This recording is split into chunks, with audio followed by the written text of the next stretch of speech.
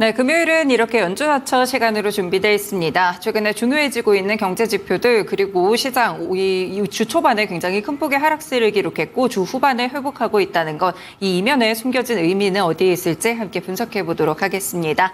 오늘도 도움 주실 분 이코노미 21의 양영빈 기자님 모셨습니다. 기자님 어서 오세요. 네, 안녕하세요. 네, 그러면 오늘은 주제부터 좀 확인해 보겠습니다. 오늘 주제 보여주시죠.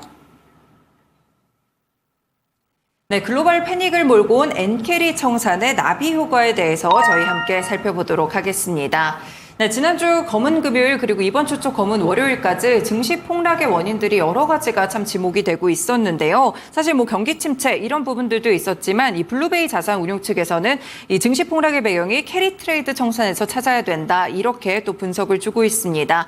이렇게 증시가 변동성을 보여주는 이유로 캐리 트레이드 또 엔캐리 트레이드가 크게 좀 떠오르고 있는데요. 기자님, 엔캐리 트레이드 기본적인 개념은 무엇일지 일단 개념부터 알려주세요. 네, 캐리 트레이드라는 말 자체가 어떤 거냐면은 돈을 싸게 이제 빌려서, 네. 그러니까 낮은 금리를 빌려서 수익률이 높은데 투자하는 거, 이런 것들을 아주 광범위하게 캐리 트레이드라고 합니다. 네네. 근데 여기 이제 N이 붙었잖아요. 그러니까 엔화를 빌려서, 네. 그러니까 엔화 지금 일본의 금리가 굉장히 낮으니까 그쵸. 낮은 금리로 빌려서 금리가 높은데 뭐 예를 들면 미국에 할 수도 있고요. 네. 그다음에 뭐 요즘 브라질이나 멕시코에 할 수도 있고, 상당히 다양하게 할 수 있는 거를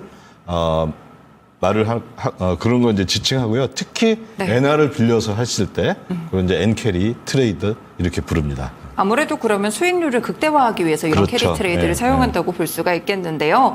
그러면 이 환위험의 해지 유무에 대해서도 저희가 좀 살펴봐야 될 것 같아요. 환위험을 해지한다, 이 개념이 네. 사실 잘 와닿지가 않는데 어떤 뜻을 갖고 있을까요? 엔캐리 트레이드를 하면은 엔화로 빌려가지고 네. 예를 들어 뭐 우리나라 원화에 투자할 수도 있고 미국 달러 채권에 투자할 수도 있는데 네. 그때는 반드시 뭐가 생기냐면요. 처음에 투자했을 때랑 나중에 이제 이걸 다시 다 정산을 해서 그 돈을 이제 엔화로 바꿀 때랑 환율이 달라질 수가 있잖아요. 그렇죠. 네. 근데 이 엔캐리 트레이드를 하는 부류가 크게 두 가지로 나타나는데, 환율이 달라지니까 환위험에 이 노출이 되잖아요. 네. 근데 이게 뭐 우리가 1,000만 원 갖고 투자하는 것도 아니고 뭐 100조 원, 그쵸, 뭐 금액이 200조 엔 뭐 이런 식으로 어마어마한 규모로 투자를 하기 때문에 그 투자자의 성격에 따라서 어디는 환위험에 대한 아주 철저한 해지를 합니다. 네. 그런데 또 그렇지 않은 것도 있어요. 근데 그게 이제 재밌는 게, 일본은 보면은 일본이 이 무역 흑자국이잖아요. 네네. 그래서 이제 특히 현재는 미국 국채를 가장 많이 들고 있는 나라가 해외에서 그게 일본인데, 맞죠. 근데 그거를 이제 재무성이 관리하는데, 일본에 우리나라로 치면 뭐 재경부 같은 데인데요. 네. 여기는 해지를 안 해요. 네. 그리고 또 우리로 치면 뭐 국민연금 같은 일본의 공적연금, 여기도 이제 이 미국 네. 채권을 많이 들고 있는데 여기도 해지를 안 해요. 둘 다 해지를 하지 않는군요. 네. 그런데 이제 재밌는 것은 일본에서는 누가 해지를 하냐면 민간 기관은 또 해지를 합니다. 그러니까 예를 들어 보험사라든지 네. 또 일반은행, 그리고 지난번에 한번 큰 문제가 됐었던 농림은행이라고. 네네. 농림 이제 이게 중앙금고인데 여기는 지금 이제 사실 손실이 이미 확정을 해서 네. 지금 이제 청산 중이에요, 여기는. 그렇군요. 뭐 무려 95억 달러나 어마어마한 이제 여기 손실을 봤었는데, 왜 이 정부 기관은 해지를 안 하느냐? 네. 이건 이제 또 나중에 한번 더 말씀드리도록 하겠습니다. 네, 이유에 대해서 여쭤보려고 했는데 네. 나중에 말씀을 주신다고 하니까요. 그러면 실제로 이제 환위험에 대해서 해지를 하게 될 때 저희가 또 변동금리에도 노출이 될 수가 있잖아요. 네. 실제 사례를 좀 들어서 설명을 해주시겠어요? 그러니까 이제 환위험을 해지를 하는데요. 네. 그러니까 이제 제가 엔화를 싸게 빌렸어요. 뭐 예를 들어 0%에 빌렸다고 치고요. 네. 근데 지금 미국 국채를 보니까 10년짜리가 4%예요. 그러면 이제 단순 계산으로는 어떻게 됩니까? 이게 4% 버는 거잖아요. 그렇죠. 네. 그런데 이거는 이제 환위험을 전혀 생각하지 않은 거예요. 근데 그거는 이제 그런 사람들은 나중에 이게 청산을 해가지고 다시 엔화로 바꾸면은 어떻게 되냐면은, 만약에 달러가 절상이 됐다. 네. 그러면 수익이 훨씬 더 좋은데, 맞죠. 네. 오히려 엔화가 절상이 됐으면은 이제 손실이 볼 수가 있잖아요. 네. 근데 이게 보시면은 국채 수익률의 나라별 차이는 10년물 같은 경우는 기껏해야 한 2, 3%밖에 차이가 안 나거든요. 네. 그런데 최근 움직임에서도 봤듯이 환율은 네. 사실 하루에도 1% 움직이는 그렇죠. 네. 아주 이게 굉장히 위험한 시장이거든요. 네. 그런데 이게 이제 문제가 뭐냐면은 환위험을 이제 해지를 한다. 네. 죄송합니다. 시장은 보통 3개월 단위로 돌아다녀요. 네. 우리나라 선물 시장도 3, 6, 9, 12가 만기죠. 네, 맞죠. 미국 선물 시장도 그래요. 똑같군요. 네. 예, 모든 이 선물 시장은 다 이제 3개월 단위로 만기가 돌아오고 하는데요.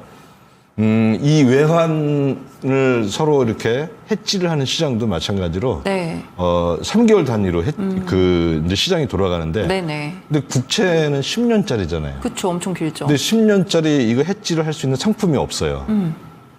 그러면 이 외환 그 환위험을 해지하는 사람들은 네.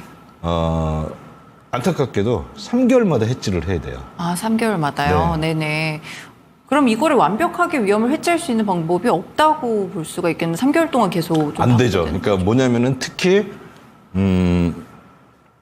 일본의 금리하고 미국의 금리가 차이가 큰일 났네, 이거. 나죠.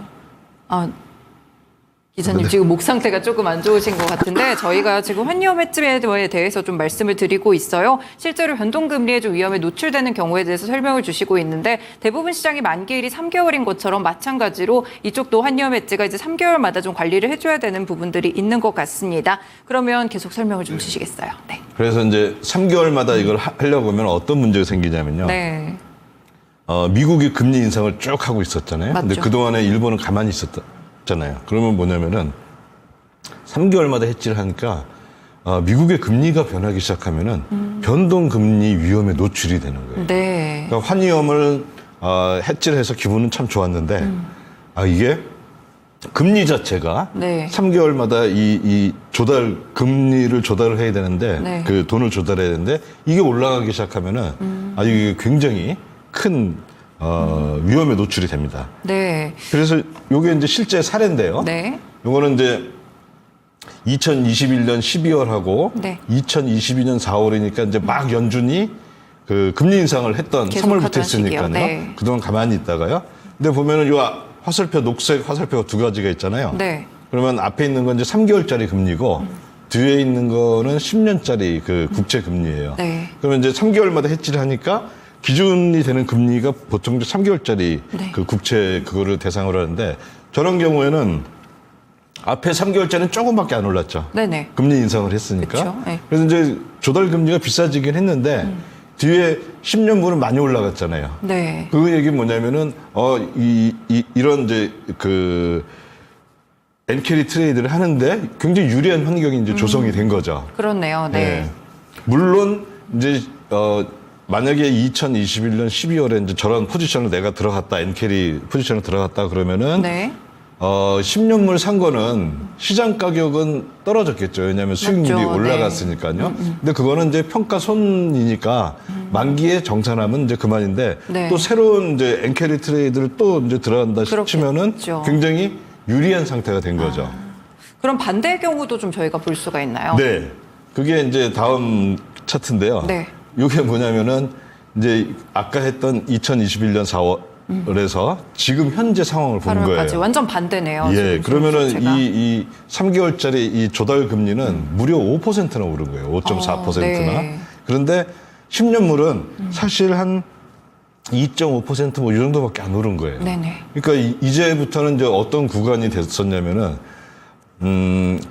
그 농림중앙금고 같은 농림은행 같은 경우에는 이제 우리는 해지를 해서 고객의 자산을 지키겠습니다 했는데 환위험으로부터 우리는 안전합니다 했는데 3개월마다 이 새로 자금을 빌려서 이걸 해지를 하다 보니까 이 해지하는 비용이 더 많아진 거예요. 네. 그래서 농림은행은 하다 안 돼서 결국. 이제 우리 이거 손실 처리하겠습니다 했던 그런 경우까지 생기는 거죠.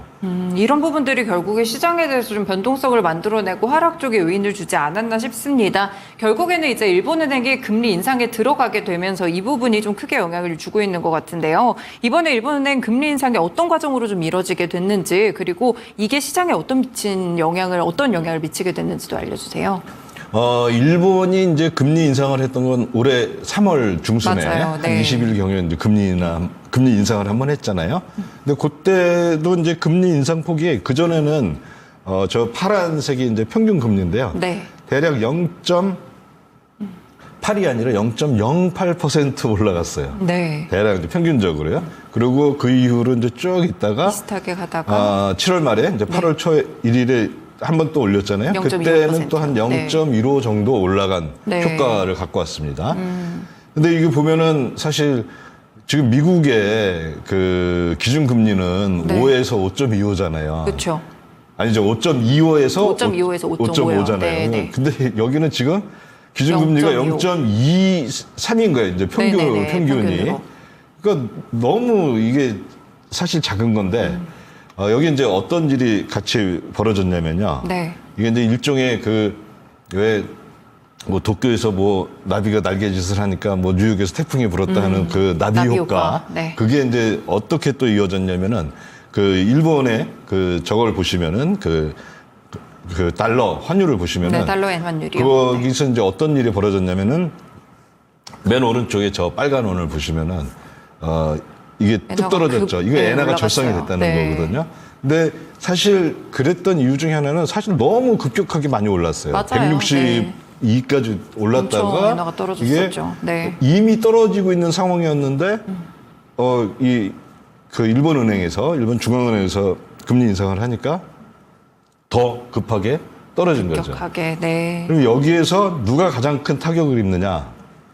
그거 보면은 아까 해지를 안 하고 있는 사람들이 있었잖아요. 네. 거긴 물론 이제 정부도 있었는데 꼭 정부만 해지를 안 하는 게 아니라 또 있나요? 또 일반 사람들, 일반 네. 금융기관도 해지 안 네네. 하는 금융기관들이 있었거든요. 깜짝 놀란 거예요. 이거 해지를 안 하면은 이제 그 환율이 엔화가 절상이 된 상태에서는 해지를 안 한 사람들은 손해가 이제 커지잖아요. 그렇죠. 손해가 엄청 커질 수 있죠. 엄청 커질 거라고 생각을 해서 이 금융 시장에 이제 아주 뭐라 해야 되나요? 전형적인 현상인 쏠림 현상이 딱 발생한 거예요. 그러니까 네. 뭐 쉽게 얘기하면은 우리가 극장에서 영화를 딱 보고 있는데 누가 불이야한 겁니다. 네. 문은 하나밖에 없어요. 몰렸군요. 몰려서 거기로. 뭐 아수라장이 됐던 그런 에피소드가 있지 않았나 이렇게 보여집니다. 그럼 환위험을 해지를 해왔던 기관들도 쉽지는 않았을 것 같은데 좀 달러가 올라가게 되면서 달러 절상이 되면서 환위험 해지를 했던 기관들은 어떤 선택을 좀 했을까요? 거기는 뭐 그냥 가만히 있었겠죠. 거기는 왜냐면은 거기는 이제 환위험은 일단 해지가 됐고 네. 그리고 환위험 해지한 상태에서 지금 현재 여전히 평가 손실은 나고 있을 거예요. 그렇지만 이제 거기는 뭐 이 환율 움직임에 대해서는 느긋한데 거기는 평가 손실은 났지만 만기까지 가서 기다려야 된다는 네. 그런 이제 부담이 이제 상당히 많았었겠죠. 지금 이 차트는 뭔가요? 네, 환위험 이 해지 비율이 차트에서 이제 변한다는 게? 그래프를 보시면 이제 선으로 된 검은색이 있고요. 네. 그 다음에 위에 이제 막대 그래프가 그래프는 있죠. 위에 하얀색이 있잖아요. 저게 해지를 안 한 사람들입니다. 그렇군요. 해지를 안 한 비율이고, 네. 그 다음에 밑에 파란색, 하늘색 이거는 해지를 한 데인데요. 그 해지 비율이 전체를 많이 보니까 줄었네요. 해지를 안 한 비율이 많아진 거예요. 네. 그러니까 이제 저게 그 선이 해지한 그렇죠. 비율이니까 줄었으니까요. 요게 사실 이거는 이제 일본 중앙은행에서 연례적으로 이제 발표하는 네. 그 금융 안정 보고서라는 데에서 나온 건데요. 거기서도 이제 걱정을 하고 있었던 거죠. 사실 이거 그 환율이 갑자기 급격하게 움직이면은 네. 저런데 굉장히 문제가 이게 생길 문제가 거다. 생길 수 네. 있다라는 거를 미리 좀 예측을 하고 있었군요. 그러면 만약에 이제 일본은행 측면에서 금리 인상을 하게 되면은 결국 연준처럼 좀 어려워지는 게 아닐까 생각이 좀 드는데요. 네, 그것도 굉장히 뭐 일리 있는 생각인데요. 일단 이제 연준하고 일본 중앙은행 여기를 비교해 봤을 때 선진국 국가들의 중앙은행들이 뭐 많이 있잖아요. 네. 그 영란은행, 뭐 독일 도이치은행, 도이치방크 뭐 이런 식으로 많이 있는데 일본은행은 역사적으로 선진국 중에서 중앙은행 독립성이 가장 낮은 나라로 네. 꼽혀요. 그러니까 지금 일본 중앙은행이 일본 정부가 발행한 국채의 50%를 갖고 있어요, 여기가. 네. 그 얘기는 뭐냐면 사실 일본 중앙은행은 어떤 그 일반적으로 생각하는 어떤 중앙은행의 독립성을 갖고 있다기보다도 네. 그냥 정부 기관의 네, 하나인 하나다. 그냥 그 정도다. 그런 정도인데요. 네. 요걸 이제 제가 준비했던 건 뭐냐면은 네. 일본의 이제 이번에도 이제 그런 얘기들이 많이 나오더라고요. 일본 중앙은행이 금리를 인상했다. 그럼 걔네들 이 부채 네. 이런 게 더 연준이 그것 때문에 지금 문제가 많잖아요. 그게 굉장히 많아질 거다 했는데 이거는 일본 중앙은행을 딱 그거 하나만 볼 게 아니라 네. 일본 그 정부 기관하고 같이 봐야 된다. 그래서 이거 이제 대자표를 네. 이제 병합을 한 거예요. 이게 일종의 이제 우리가 주식 공부할 때 회사들이 많은데 다 같은 부류의 회사면은 연결 재무제표 보듯이 네. 하나로 봤습니다. 그랬더니 이제 어떤 게 나오냐면 이제 부채는 자금을 조달하는 쪽이잖아요. 맞죠. 네. 근데 지급준비금하고 통화에 이건 사실 그냥 현금이거든요. 그 이자율 0%잖아요. 그렇네요. 네. 일본도 물론 지급준비금의 그 금리를 제공하긴 하는데 거기는 초과 지급준비금에만 이제 그 지급하기 때문에 네. 0%예요. 근데 그게 벌써 113%입니다. 그렇네요. 네. 그다음에 그 국채가. 말 많은 국채, 일본이 네. 국채를 어마어마하게 발행했다 그러는데 일본 은행은 자산의 국채를 갖고 있고 일본 정부는 부채의 국채를 갖고 있으니까 네. 그 50% 딱 해주면 조금만 남는 겁니다. 그러니까 114%인데 네. 저거 얼마에 빌렸냐면요. 제가 한 대략 10년 됐다고 치고 계산해 보니까 10년 전에 네. 금리 평균이 0.4%였어요. 그러니까 거의 뭐 그냥 공짜로 빌린 네. 거예요. 그러니까 이제 부채는 사실 금리를 올린다고 해도 여기에서 그 손실이 나는 거는 굉장히 적습니다. 생각보다 영향이 크지 않네요. 네. 그다음에 금리를 올리면은 또 이게 국채는 시장가로 계산하면은 그 가격은 떨어지잖아요. 또 그쵸. 그러니까 부채가 또 줄어들어요. 그러니까 이제 평가 그거를 봤을 때요. 그다음에 자산이 중요한데 해외 증권은 뭐가 있냐면은 그 주로 미국 국채를 갖고 있거든요. 근데 10년 전하고 지금 엔화가 어느 정도 바뀌었을까요? 네, 엄청. 네, 10년 전에 100이었어요. 아, 그래요? 지금 150이잖아요. 아, 그쵸. 네. 그러니까 50% 이미 먹고 들어간 거예요. 그러니까 이제 금리가 많이 올라간다 하더라도 네. 크게 영향이 있진 않겠네요. 사실 일본 정부 자체로서는 전체로서는 큰 영향이 없다. 그렇게 볼 수 있겠습니다. 네, 그리고 저희 또 미국 10년물 국채 이번에 입찰 결과가 좀 별로 안 좋았다고 하는데 입찰이 부진했어요. 구체적으로 어디서 좀 부진하게 나왔는지 수요에 대한 부분도 좀 같이 분석을 해주세요. 네, 10년물 국채에서 저기 이제 주황색은 수익률입니다. 네. 그러면 이제 최근 그저께 했던 게 떨어진 거 볼 수가 떨어졌어요. 있잖아요. 네. 그럼 수익률이 떨어졌던 건 좋다는 거잖아요. 근데 이게 떨어진 건 뭐냐면은 지난 한 달 전 입찰하고 비교했을 때 떨어진 거지. 네. 더 정확히는 지금 최근 10년물 그 수익률하고 비교를 해야 되거든요. 근데 사실 그거보다는 더 올랐어요. 그렇군요. 그 얘기는 네. 이게 별로 안 좋았다는 얘기죠. 그다음에 그걸 또 판단할 수 있는 게 그 사자 나누기 팔자. 아. 얼만큼 인기 있었는데 이게 떨어졌잖아요. 그러니까 좀 뭐 상태가 그렇게 좋은 거는 아니죠. 그렇군요. 재무부 쪽에서 지금 장단기 국채 발행량 추이를 저희가 또 계속 살펴드렸었는데 지금 뭐 무슨 변화가 있거나 하진 않죠? 네, 특별히 변화가 있는 건 아닌데요. 이제 7월 30일이 딱 지났으니까 앞으로 남은 8월, 9월 요걸 딱 보니까 이제 순 발행량을 봤을 때 장기 국채는 3,250억 달러를 더 그리고 단기 국채는 31억 빌리언. 정도를 이제 남았다 그렇게 보면 되는 거겠네요. 네, 이렇게 오늘 저희 또 엔캐리 트레이드와 관련된 이야기, 시장 폭락 이면에 있었던 그 숨겨진 이야기를 함께 분석을 해드렸습니다. 이뿐 아니라 또 미국의 국채까지 마지막으로 점검해드렸으니까요. 참고해 보시면 좋을 것 같습니다. 기자님 말씀 고맙습니다. 네. 네, 이렇게 오늘 이코노미 21 양영빈 기자님과 함께 연준 와처 시간 진행했습니다.